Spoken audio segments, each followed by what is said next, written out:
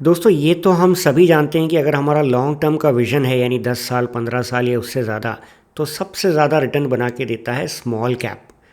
लेकिन अगर मैं आपको कहूँ कि स्मॉल कैप की जो टॉप 250 कंपनियां हैं, उनमें से भी निफ्टी ने हमारे लिए 50 टॉप कंपनियां, मतलब वो 250 में से 50 क्वालिटी कंपनियां हमारे लिए चुन के एक इंडेक्स बना रखा है, और जिसका पिछले 15-20 साल का रिटर्न निफ्टी स्मॉल कैप 250 से भी ज़्यादा है, और वो भी कम वोलेटिलिटी के साथ, यानी कि उसमें उतार चढ़ाव भी स्मॉल कैप इंडेक्स के कंपैरिजन में कम होता है।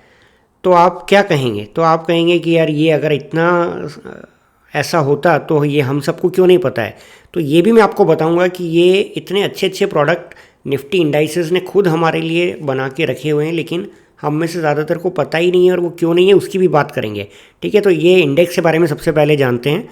तो ये अगर आप निफ्टी इंडाइसेस की वेबसाइट पे आएंगे तो यहाँ तरह तरह के आपको इंडाइसेस देखने को मिलेंगे। यहाँ मैं जा रहा हूँ स्ट्रैटेजी के अंदर मोर में, ठीक है। तो यहाँ पे आप देखोगे बहुत तरह के निफ्टी ने इंडाइसेस बना रखे हैं। तो ये अब आपके ऊपर डिपेंड करता है आप कौन सा लेना चाहते हैं, लेकिन आज जिसकी हम बात करने वाले हैं वो है निफ्टी स्मॉल कैप 250 क्वालिटी 50। ठीक है, तो वहाँ जाते हैं सबसे पहले। ये देखिए, ये रहा। तो इसके अंदर जब हम जाएंगे ना, तो इसके अंदर मैं आपको सबसे पहले इसके बारे में बता देता हूँ कि ये है क्या। तो निफ्टी ने स्मॉल कैप की जो 250 कंपनियाँ थी उसमें से टॉप 50 क्वालिटी कंपनियाँ निकाली। अब वो किस बेसिस पे निकाली, वो उन्होंने उसके पिछले 5 साल का परफॉर्मेंस वो देखते हैं कौन कौन से पैरामीटर्स पे। रिटर्न ऑन इक्विटी उसका कैसा है, उसका डेट टू इक्विटी रेशियो कैसा है, यानी उसने बहुत ज़्यादा कर्जा तो नहीं ले रखा है, और एक उसका ईपीएस ग्रोथ देखते हैं पिछले 5 साल का। तो ये तीनों चारों जब वो रेशियो या जो पैरामीटर वो पिछले 5 साल के निकालते हैं, उसके हिसाब से उसको एक स्कोर दिया जाता है ये 250 कंपनियों के, और उनमें 250 में से जो टॉप 50 निकल के आती हैं वो इस इंडेक्स का हिस्सा बन जाती हैं। अब इन्होंने ये बैक टेस्ट कब से किया है? अप्रैल 1 2005 से, और ये इंडेक्स लॉन्च हुआ है 15 मार्च 2023 को, यानी कि सिर्फ अभी हार्डली 2 साल हुए हैं इसको लॉन्च हुए, लेकिन इन्होंने टेस्टिंग किया है इसका पिछले 20 साल में। तो आज मैं आपको बताऊंगा कि अगर 2005 में ये इंडेक्स लॉन्च हो जाता और किसी ने इसमें पैसा लगाया होता तो किस तरह के रिटर्न्स आने के चांसेस थे। ठीक है, इसमें अगर आपको और ज़्यादा डिटेल देखना है तो आप वीडियो को एक बार पॉज करके देख सकते हैं कि कौन कौन से सेक्टर्स में इसका कितना एलोकेशन है, और उसमें से भी जो टॉप 10 कंपनियां हैं वो भी शायद उन्होंने यहाँ दिखा रखी हैं। तो लेकिन जब आप किसी इंडेक्स में जाते हैं ना, तो आप इंडेक्स की थीम को पकड़ते हैं। थीम मतलब कि क्या बेसिस पे, क्या प्रिंसिपल्स पे वो इंडेक्स बना है। तो उसके बाद फिर मेरे लिए ये ज़्यादा इंपॉर्टेंट नहीं रह जाता कि उसमें कौन सी कंपनी है। अगर मैं वो प्रिंसिपल पे बिलीव कर रहा हूँ तो फिर मैं कंपनी के इंडिविजुअल लेवल पे फिर मैं नहीं जाऊँगा। ठीक है, लेकिन यहाँ पे आप देखो ये रीबैलेंस भी होना इंपॉर्टेंट है। हर 6 महीने में इसको ये रीबैलेंस करते हैं। तो ऐसा नहीं है कि ये टॉप 50 कंपनियों में एक बार जो आ गया वो हमेशा रहेगा। तो अगर कोई कंपनी ख़राब परफॉर्म करती है ऊपर जो हमने पैरामीटर पे बात की थी उनमें से, तो वो इसमें से बाहर भी होती जाएगी। तो ये एक बहुत ही शानदार एक प्रोडक्ट बनाया है। अब मैं आपको दिखाता हूँ कि इसने पिछले 5 साल में, 10 साल में, 15 साल में कैसा परफॉर्म किया है। यहाँ पे इन्होंने रखा है निफ्टी 250 क्वालिटी 50, यानी स्मॉल कैप की जो टॉप 50 क्वालिटी कंपनी इस पर्टिकुलर इंडेक्स में जो है ना, उनका रिटर्न यहाँ दिया है, और स्मॉल कैप 250 जो रेगुलर इंडेक्स है उसका रिटर्न यहाँ दिया है। तो सिंस इंसेप्शन, यानी कि कब से, 2005 अप्रैल से अगर आप देखोगे ना, तो इसका 18.51% CAGR है तब से। और निफ्टी स्मॉल कैप का कितना है? 14.41, यानी कि ऑलमोस्ट 4% का डिफरेंस है। ये 4% का डिफरेंस जब आप 10 साल, 20 साल, 30 साल के पीरियड में देखते हो ना, तो ये बहुत ज़्यादा होता है। मैं आपको प्रूव करके दिखाऊंगा, आगे चलते हैं। 15 साल के पीरियड में देखिए 8%, 16%, 10 साल में 15%, 21, 7 साल में 15, 18, 5 साल में 6, 12, 3 साल में 23, 28, 1 साल में 1, 9, 6 महीने में -3, -0.8।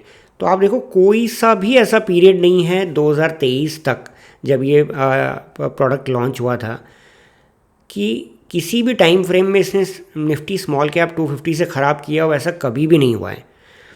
और इसकी सबसे बढ़िया बात यह है कि अगर आप इसका नीचे आके मैं आपको दिखाता हूँ, ये देखिए, ये इन्होंने एक चार्ट भी बनाया है कि ये वाले इंडेक्स में अगर इस तरीके से कोई इन्वेस्ट करता तो 2005 से 2022 के बीच में सिर्फ 3, 4, 5, 6 साल ऐसे हैं जब इस पर्टिकुलर इंडेक्स ने निफ्टी स्मॉल कैप से ख़राब परफॉर्म किया है।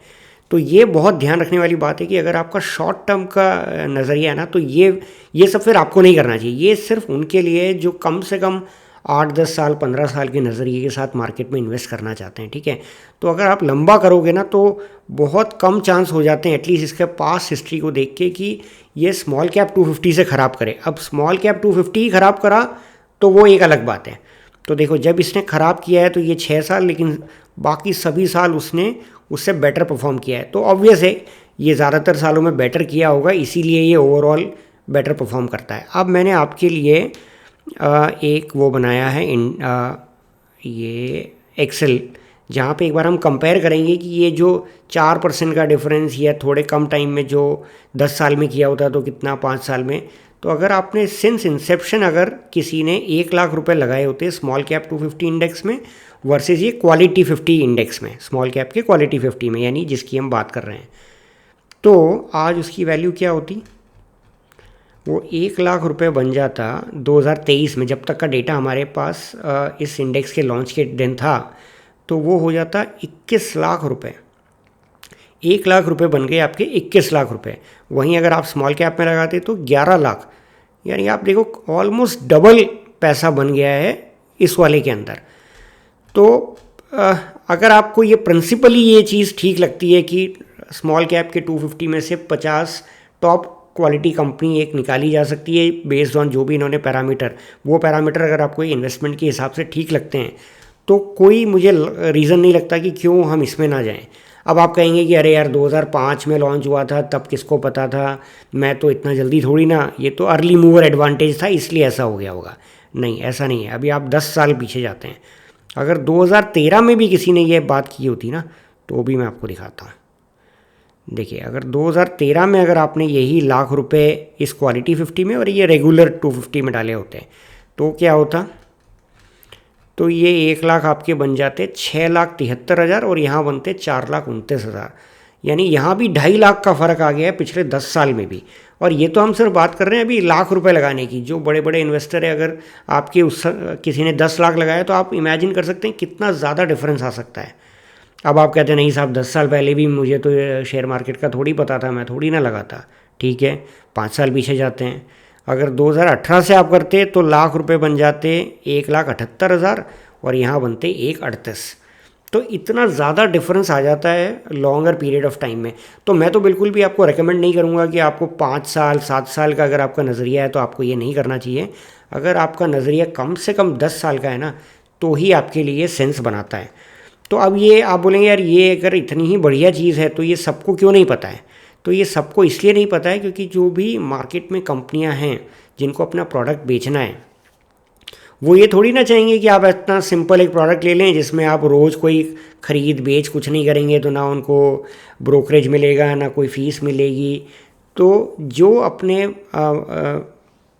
इन्वेस्टमेंट को बिल्कुल सिंप्लीफाइड रखना चाहते हैं, मिनिमम आपको मार्केट ट्रैक करना पड़े, आप एक प्रिंसिपल पे एग्री हो गए कि हाँ मुझे स्मॉल कैप में जाना है, उसमें भी टॉप 50 कंपनियां जो निफ्टी ने खुद मेरे लिए चुनी है मैं उसमें डालूंगा, मैं कोई दिमाग नहीं लगाऊंगा, तो आपके लिए ये फिर नो ब्रेनर हो जाता है। बस एक ही बात ध्यान रखनी है, लॉन्ग टर्म का विजन। क्योंकि अगर ये ऑलरेडी स्मॉल कैप है, अगर आपने साल 2 साल 6 महीने जिस पैसे की ज़रूरत है इस तरह का पैसा आपने इसमें लगा दिया ना, तो मुश्किल हो सकती है। तो मैं नहीं बोलूँगा आपको कि अगर आप छोटे टाइम के लिए लगा रहे हैं तो ऐसा करना है, लेकिन बड़े टाइम का है तो मुझे नहीं लगता कोई दिक्कत इसमें लग रही है। एक लास्ट चीज़ मैं आपको बता देता हूँ कि आज की डेट में सिर्फ आई थिंक एक ही म्यूचुअल फंड है, डीएसपी म्यूचुअल फंड, जो ये पर्टिकुलर इंडेक्स में इन्वेस्टमेंट करने के लिए अवेलेबल है फ़िलहाल। तो आप चाहें तो इसके डीएसपी म्यूचुअल फंड में जाके, मैंने भी इसकी वेबसाइट खोल के आज चेक किया है, तो इसको आप जाके एक बार चेक कर सकते हैं। और आपको देखना है कि एक्सपेंस रेशियो और ट्रैकिंग एरर, अगर ये दोनों आपको ठीक लगते हैं तो आप इसको इन्वेस्ट करने के बारे में सोच सकते हैं। तो दोस्तों, अगर आपको ये वीडियो पसंद आया ना तो इस वीडियो को प्लीज़ लाइक करें, अपने उन फ्रेंड्स के साथ शेयर करें जो दिन रात स्मॉल कैप में, जिनको सेलेक्ट करना भी नहीं आता, जो मार्केट का उतना नॉलेज भी नहीं रखते हैं, पर छोटी छोटी कंपनियों में ये सोच के कि स्मॉल कैप में ही पैसा बनता है, वो रैंडमली किसी भी कंपनी को ख़रीद देते हैं, फिर वो नीचे गिरती है बेच देते हैं। मतलब जिनको कोई आइडिया ही नहीं है क्या हो रहा है, उनके साथ ये शेयर करें कि कितने सिंप्लीफाइड तरीके से अगर आप over the period of time पैसा इस किसी भी इंडेक्स में, ज़रूरी नहीं यही इंडेक्स, जिस इंडेक्स में प्रिंसिपली आप अग्री होते हो कि नहीं मुझे ये थ्योरी सही लगती है कि इस तरह की कंपनी, इस तरह का इंडेक्स, इस तरह की क्वालिटी, इस तरह का मोमेंटम आगे बढ़ेगा, उस तरह में जाएं। लेकिन सिस्टमेटिक इन्वेस्टमेंट करें। अगर आपको बहुत डीप नॉलेज है, आप स्टॉक पिकिंग कर सकते हैं। मुझे नहीं लगता ज़्यादातर लोगों में वो स्किल होता है, बट अगर किसी में है तो फिर वो अपना सिलेक्शन करे, अपनी स्टडी करे, अपने फाइनेंस एडवाइज़र से बात करें एंड सो ऑन। लेकिन अगर आप उतना नहीं जानते हैं ना, तो आप प्लीज़ जाइए निफ्टी 50 की वेबसाइट, निफ्टी इंडाइसिस की वेबसाइट पे, और ख़ुद सेलेक्ट कीजिए कि आपको कौन से इस तरह के इंडेक्सेस पसंद है, और उनमें इन्वेस्ट करके आप देखोगे 1000 रुपये पे इन्होंने एक एग्जांपल सेट किया। 1000 रुपये अगर किसी ने 2005 में लगाए होते तो आज वो 25,000 से भी ज़्यादा, 27-28 हज़ार रुपये के आसपास होते। तो दोस्तों ये अपने दोस्तों से शेयर कीजिए, और अगर आपको और भी कोई पर्टिकुलर इंडेक्स के बारे में जानना है ना, तो आप मुझे कमेंट बॉक्स में ज़रूर लिख के बताएं, हम उसका भी इसी तरीके से डिटेल्ड एनालिसिस करेंगे। चलिए मिलते हैं नेक्स्ट वीडियो में। Thank you.